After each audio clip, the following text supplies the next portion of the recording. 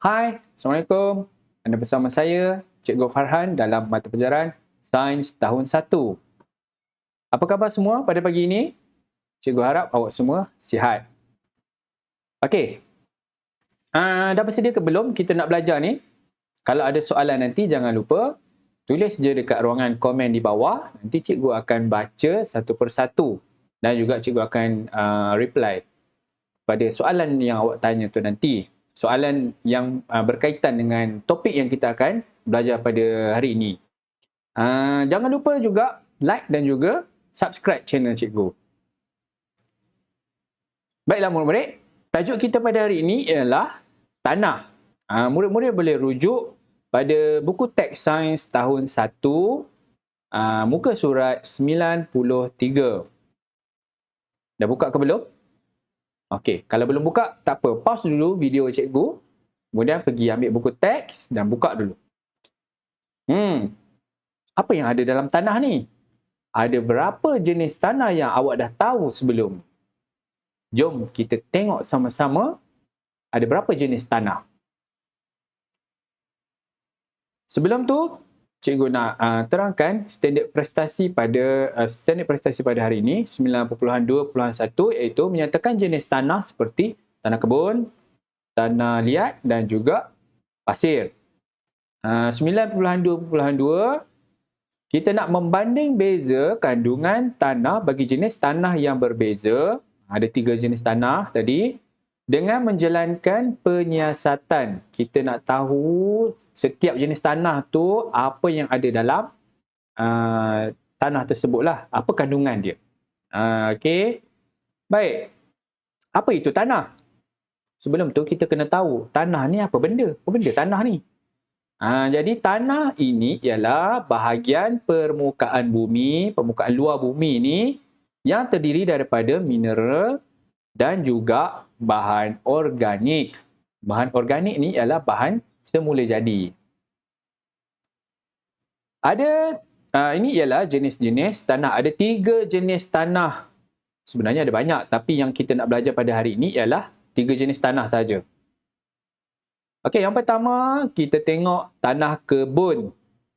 Tanah kebun ni biasa kita boleh dapat di sekeliling rumah kita. Kalau kita keluar daripada rumah kita, kita tengok sekeliling rumah kita, itu ialah tanah kebun. Tanah kebun digunakan untuk menanam pokok. Contohnya pokok buah-buahan, pokok bunga, sayur dan bermacam-macam pokok lagi lah kalau kita nak tanam. Apa-apa jenis pokok. Dan yang kedua, tanah liat. Biasanya dekat mana awak boleh jumpa tanah liat ni? Okey, tanah liat ni biasanya didapati di sungai. Kita boleh jumpa di sungai-sungai yang ada tanah liat lah. Di paya bakau dan juga di sawah padi. Pokok apa yang sesuai untuk ditanam tanah liat ni? Tentulah pokok padi kan.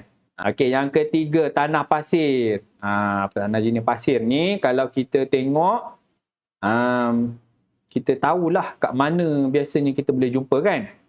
Okey, dekat tanah pasir ni biasa kita boleh jumpa di sungai dan juga di tepi pantai. Baik, cikgu ada soalan nak tanya. Soalan kuis lah. Kuis sikit. Pokok apa yang sesuai untuk ditanam menggunakan tanah pasir ini? Tuliskan jawapan awak di ruangan komen di bawah. Nanti cikgu tengok betul ke salah. Kita masuk dengan lebih mendalam lagi. Yang pertama ni tanah kebun. Kita nak tengok apa kandungan tanah kebun yang ada dalam tanah kebun ni lah. Agak-agak apa yang ada dalam tanah kebun ni? Yang pertama, kita boleh jumpa cacing. Ini ialah cacing. Okey, selain daripada cacing, kita juga boleh jumpa kalau kita korek-korek tanah tu, mungkin kita boleh jumpa serangga kecil yang lain. Contohnya macam semut, kumbang, anak-anai dan bermacam-macam lagi lah. Selain daripada cacing ni. Okey, yang kedua, kita juga boleh jumpa batu-batu kecil. Selain daripada tanah tu sendiri, ada juga batu-batu kecil dalam tanah tadi. Dan yang ketiga, kita boleh jumpa ranting-ranting kayu. Ranting-ranting yang gugur daripada pokok yang di sekeliling tanah tu lah. Okey, seterusnya yang keempat, ada pasir.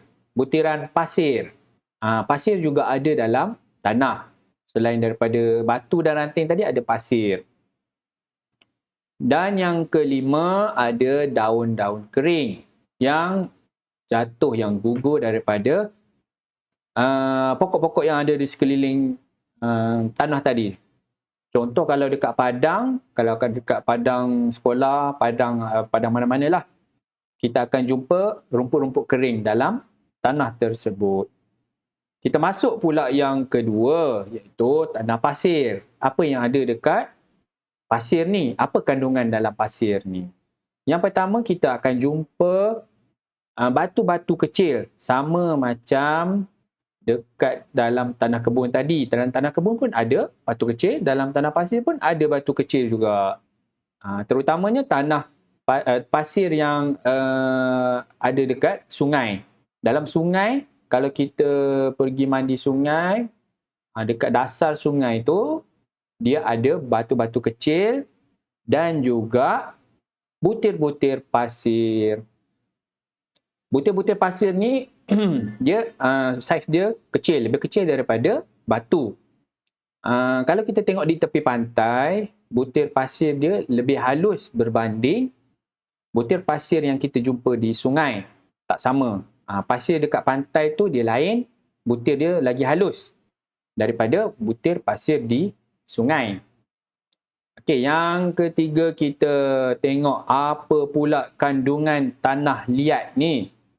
Itu ialah contoh gambar tanah liat. Murid-murid pernah tengok tak tanah liat ni? Mesti pernah kan? Biasanya dipanggil tanah lumpur tu lah. Jadi dalam kandungan tanah liat ni ada butiran tanah. Tadi butiran pasir, butir-butir pasir. Sekarang ni dalam tanah liat ada butir tanah yang sangat halus. Kita susah nak tengok dengan menggunakan mata kasar. Kita kena pakai kanta pembesar, ataupun nak lebih jelas lagi, kita boleh pakai mikroskop. Kita tengok bawah mikroskop tu, kita akan nampak butir-butir tanah yang sangat halus. Ya. Okey, biasanya kita boleh jumpa tanah liat ni di sawah padi. Petani-petani ni dia akan gunakan tanah liat ni untuk menanam padi, kerana tanah liat ni boleh menakung air. Dia boleh takung air. Dia tak mudah menyerap air seperti tanah kebun dan juga pasir tadi. Kalau dekat tanah kebun, dekat pasir, kita tuang je air, kita siram air, dia akan terus serap air ke dalam. Tapi kalau tengok gambar yang ketiga ni, tanah liat ni dia boleh menakung air. Dia tak serap air masuk ke bawah. Jadi pokok yang sesuai untuk ditanam yang pada tanah liat ni ialah pokok padi. Okey, kita dah sampai ke penghujung kelas kita pada hari ini. Okay, let's recap back our lesson for today. Alright, lesson recap. Number 1, ada 3 jenis tanah. Tanah kebun, tanah liat dan juga tanah pasir. Okay, lesson recap yang kedua, tanah kebun. Apa yang ada dalam tanah kebun tadi? Ada serangga kecil, ada ranting kayu, ada daun kering dan juga ada batu-batu kecil. Yang kedua, tanah liat. Kita tengok semula apa yang ada dalam tanah liat. Dalam tanah liat tadi ada butir-butir tanah yang sangat halus. Kalau kita tengok guna mata kasar, kita tak boleh nampak. Tapi kalau kita tengok guna kanta pembesar ataupun mikroskop, boleh nampak butir-butir yang halus, sangat halus tu. Dan yang ketiga, pasir. Dalam pasir ada batu-batu kecil dan butiran pasir. Butiran pasir yang kecil-kecil tu. Kalau kita pegang pasir tu dia lebih halus lah daripada batu tadi. Baik, setakat itu sahaja sesi PDPR kita pada hari ini. Jadi cikgu harap video yang cikgu buat ni dapat memberi manfaat kepada awak semua. Kita akan jumpa lagi pada video yang akan datang, pada minggu yang akan datang, pada tajuk yang lain. Okey, jangan lupa like dan juga subscribe video yang cikgu buat ni. Sehingga berjumpa lagi pada sesi yang akan datang. Bye.